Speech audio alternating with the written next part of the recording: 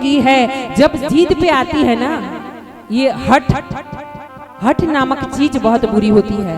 स्त्री हठ, बाल हठ, अश्व हठ और योगी हठ। हाँ, ये 4 हठ जो होती है ना, योगी अगर अपनी हट पे बैठ जाए ना तो गलत, बच्चा अपनी हट पे बैठ जाए ना तो गलत। बच्चा रोएगा तो बोलेगा माँ को मुझे खिलौना चाहिए, रोएगा रोएगा रोएगा, जब तक खिलौना ना मिले रोएगा।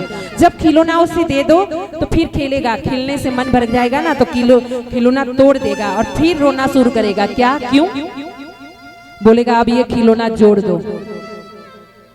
ये जिद, इसे हट कहते हैं। अश्व हठ, योगी हठ, बाल हठ और स्त्री हठ। स्त्री हठ के सामने किसी का नहीं चला। ब्रह्मा जी भी नहीं जान पाए कि उन्होंने स्त्री को बनाने के बाद क्या रहस्य है अब स्त्री में, ये बात है। तो सती ने जीत की है। महादेव जी ने अपने गणों के साथ उनको नंदी पर बिठा करके भेजा है। सती ने जाकर के देखा है कि वहां पे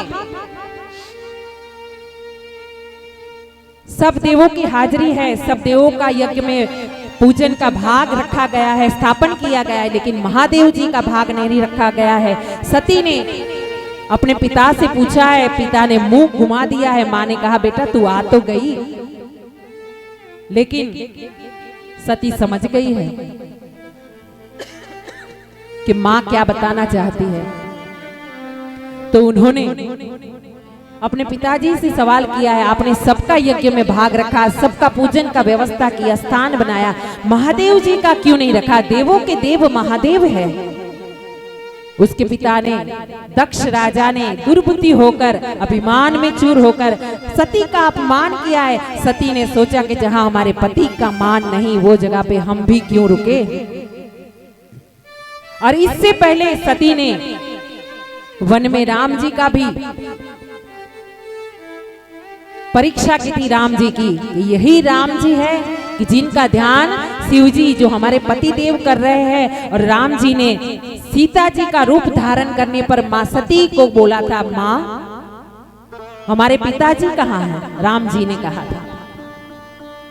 हाँ, तो जब माँ बोला गया, उसी समय शिव जी ने भी सती का त्याग किया था, मन ही मन त्याग किया था। उसी दिन से शिव जी सती को सत्संग बताते थे, राम जी की रामायण सुनाते थे, उनकी कथा, उनकी लीला सुनाते थे, लेकिन पति पत्नी का व्यवहार बंद हो गया था। और माँ भी बैठे बैठे सती समझ गई थी क्या, कि मेरे पति ने मेरा त्याग किया है। मन ही मन बोलते नहीं है शिव जी, लेकिन मेरा त्याग किया है। और इसी कारण यहाँ पे माँ ने सोचा है कि मेरे जीने का अब कोई अर्थ नहीं। एक तरफ मैंने सीता का रूप धारण किया, माँ का, जो महादेव को पूजनीय है सीता माँ, तो माँ का रूप हो गया तो महादेव जी स्वीकार नहीं करेंगे। और दूसरी तरफ मेरे पति का अपमान हो रहा है, हम यहाँ नहीं रुकेंगे। वही सती ने दक्ष को श्राप देते देते अपना शरीर वही यज्ञ कुंड में स्वाहाकार कर दिया है। बोले सती मैया की, बोले महादेव भगवान की। अब उनके गणों ने सती का जो यज्ञ में ध्वंस कर दिया यज्ञ का, और सती ने यज्ञ में स्वाहाकार कर दिया अपने देह का। जाकर के शिव जी को बताया है। शिव जी ने अपनी जटा को छोड़ा है, एक शिला पे राम से पछाड़ा है, और उसमें से वीरभद्र का प्राकट्य हुआ है। वीरभद्र को आज्ञा दी गई है भोलेनाथ के द्वारा के जाकर के दक्ष के यज्ञ को ध्वंस कर दो। वीरभद्र आए हैं सेना के साथ, और उन्होंने यज्ञ को ध्वंस करने के बाद अपने उंगली के नाखून से दक्ष के मस्तक को छेदन कर दिया है। अब चारों तरफ हाहाकार हो रहा है, सभी देव अपने अपने घर भाग गए हैं, क्योंकि यहाँ पे भोलेनाथ का क्रोध है, रुद्र का क्रोध है, शिव जी का क्रोध जो तीसरा नयन खोल दे तो सबको भस्म कर दे। अब कहाँ जाए, किससे माफी मांगे? देवों के देव क्रोधित हो चुके हैं। वहां शिव जी आए हैं। आने के बाद शिव जी ने माँ सती का देह उठाया है और चलना शुरू किया है। वही विरक्त शिव जी ने माँ की याद में जो चलना शुरू किया, तो माँ के जले हुए देह के जो अंग धरती पे जहां जहां गिरे, वहां 52 पीठ का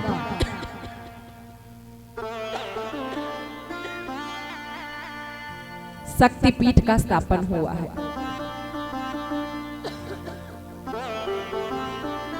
जैसे वैष्णो देवी माँ गुजरात में, गब्बर, आरासुर, हाँ, कामाख्या देवी, विंध्याचल, पावागढ़, हाँ, और जो देखो ना आप तो सोचोगे जो माँ है ना सबकी सब ऊपर जाके बैठी है, कोई नीचे में नहीं बैठी है।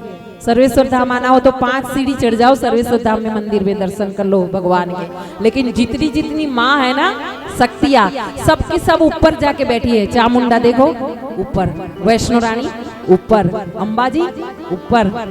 क्यों? वो कहती है कि एक बार दिल से आ तो सही, हाँ, मेरी गोद में आकर बैठने के लिए सोच तो सही। एक सीढ़ी के ऊपर मेरा माँ माँ माँ माँ करके पाँव तो चला। मैं खुद तुझे स्वयं लेने के लिए, गोद में लेने के लिए दौड़ी चली आऊंगी। लेकिन ये भाव समझे कौन? अब तो हो गया वो क्या बोलते हैं उसको, रोपवे। सीधे रोपवे में बैठना है, 100 रुपया दो ऊपर चढ़ जाओ, 100 रुपया दो नीचे उतर जाओ। बोलिए श्री कृष्ण चंद्र भगवान की जय।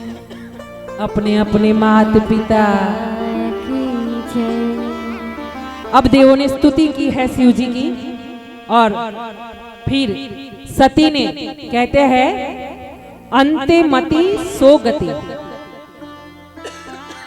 अंत में मति होती है ना जिसकी, जो वैसी ही गति होती है। एक महाराज जी थे, वो मरण सैया पे पड़े थे, बहुत ज्ञानी गुणी थे और मरण सैया पे पड़े थे। पूरा जीवन उन्होंने भगवान का नाम स्मरण किया, राम राम राम राम राम राम राम।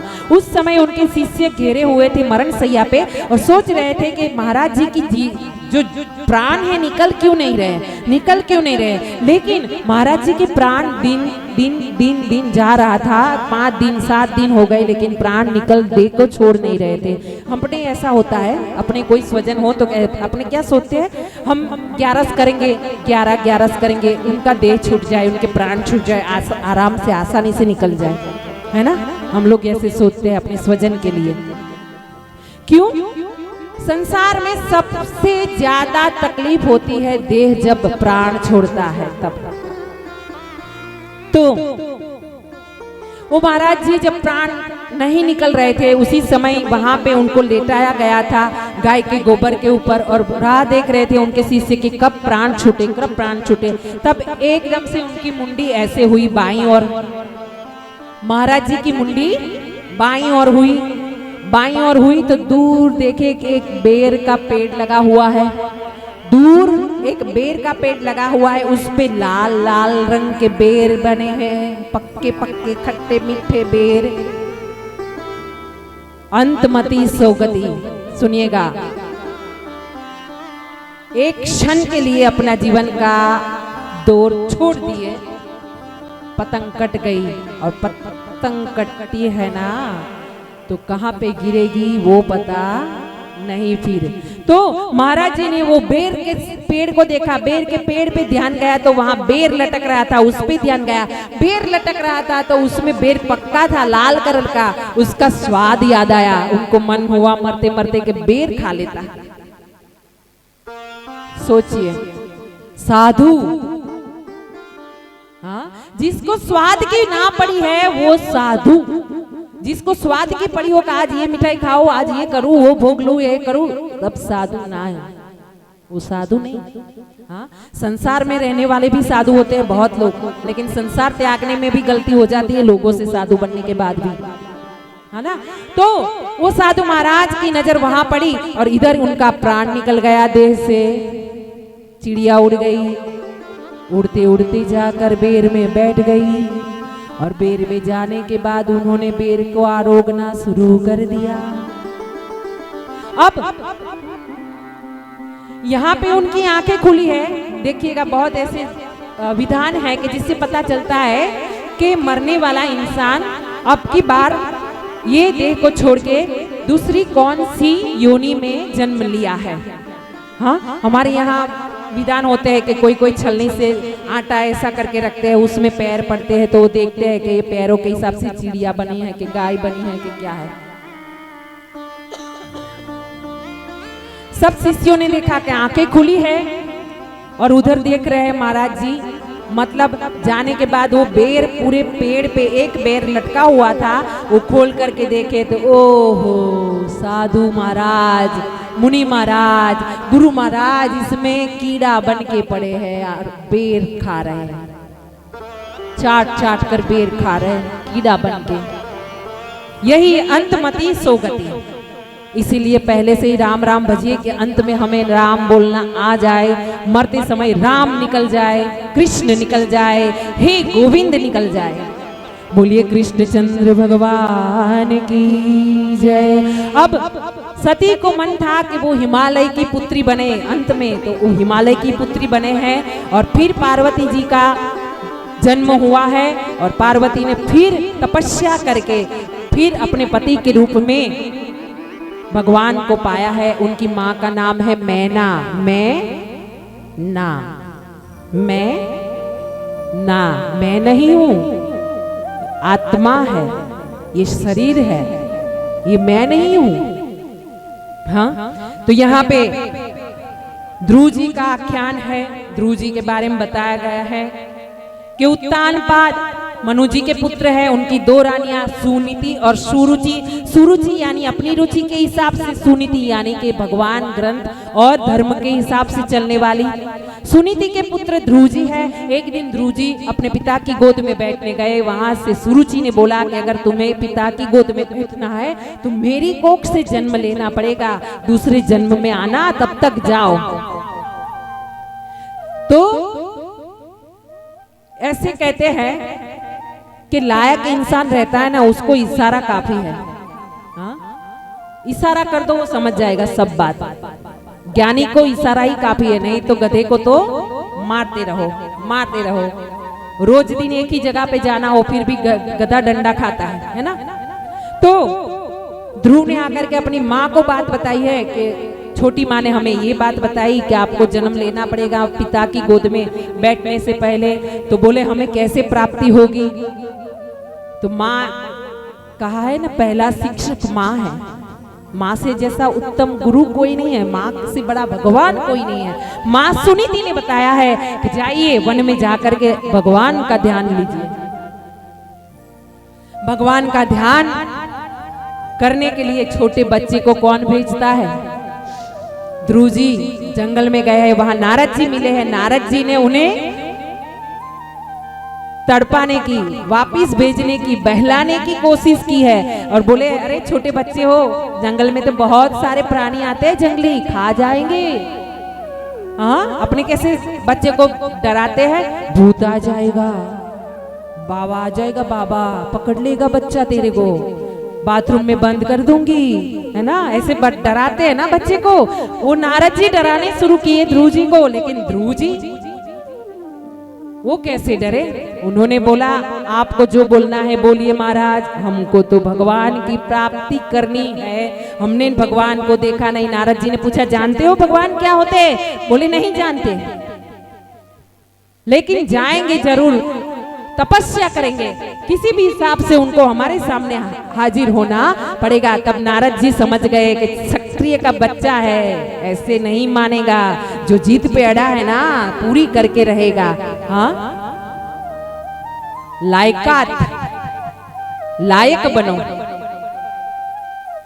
लायक जो बनता है ना उसे वो चीज मिलती है, जो जिसके लायक होता है उसको वही चीज भगवान देता है। जो गाली के लायक हो तो गाली, जो आदर के लायक हो तो उसे आदर मिलता ही मिलता है। यहाँ कहीं भी अन्याय नहीं है। भगवान के घर देर है पर अंधेर नहीं है। आना है तो आ, राह में मुश्किल है। भगवान के घर देर है, अंधेर नहीं है, देरी से मिलेगा। हिम्मत मत हारो, रास्ता मत छोड़ो, भगवान का विश्वास श्रद्धा अपने अंदर दृढ़ करते जाओ। ध्रुव जी ने नारद मुनि को बता दिया, हम तो जाएंगे महाराज, आप अपना रास्ता देखो, हम तो जाएंगे, भगवान को प्राप्त करेंगे। नारद मुनि ने खुश होकर के ध्रुव जी के कानों में फूंक मार दी है। अब जब नारद मुनि गुरु भगवान किसी के कानों में गुरु मंत्र दे दे तो भाई उसका तो कल्याण होना ही होना है, उनको तो भगवान से मिलना ही मिलना है। हाँ, तो महाराज क्या हुआ कि एक दिन एक भाई जो भगत थे वो एक पीपल के पेड़ के नीचे आसन जमा के रखे। बीच बीच में हम संसार की बातें लेते रहते हैं भागवत जी की बातों में। क्यों? भागवत जी तो सब लगभग जानते हैं छोटी मोटी, और भागवत जी जानना जरूरी है। ग्रंथ की धर्म की बातें, अपना धर्म, सनातन धर्म जानना जरूरी है, लेकिन उसको समझाने के लिए आसान रास्ता वो बोला गया है कि जो वक्ता है उसे आसान बनाने के बाद श्रोताओं को बताना है, छोटी छोटी कहानी बनाकर उनको समझाना है। तो ये महाराज एक भक्त था कोई आपके जैसा, और वो ध्यान धरने के लिए बैठ गया। हम अपने जो वडील है, जो कुर्सियों पे बैठे हैं और नीचे में भी बैठे हैं, पूजनीय वडील है जो उम्र वाले हैं, उनको बोलते हैं कि आप लंबे पांव करके भी बैठ सकते हो, आप लंबे पांव करके भी बैठ सकते हो। आप सभी कहते हैं क्यों? भगवान का नाम स्मरण करने के लिए सोते रहे, बैठे रहे, बस अपना मन उसके चरणों में रहे। आप शोक मत कीजिए माताएं बहनें, मेरे जो पूजनीय बैठे आप सभी, आप लंबे पांव करके भी बैठिए, लेकिन बैठिए। आप बैठे हो ना तो हमें आनंद है कि आप इतनी उम्र में हमारे सामने बैठे हो, बहुत आनंद है। जय हो, जय हो। तो यहाँ बताया कि जो आपके जैसे कोई भगत था तो पीपल के नीचे बैठ गया, घनघोर पीपल था फैला हुआ, उसके नीचे बैठा और बोलने लगा श्री कृष्ण शरणम ममा, श्री कृष्ण शरणम ममा, श्री कृष्ण शरणम ममा, श्री कृष्ण शरणम ममा। और उसका तार लग गया। तार लगते लगते ऐसा भी हो गया कि भाई उसकी आंख ही नहीं उगड़े। एक दिन नारद जी वहां से निकले, और नारद जी का काम जानते हो ना, जो लायक हो ना उसको रास्ता बता देना, और जो लायक ना हो उसको गोल घुमा के यू टर्न, भाई पेवेलियन पे वापस जाओ, क्रिकेट का ग्राउंड खत्म हुआ, आपकी बारी खत्म हुई। हाँ,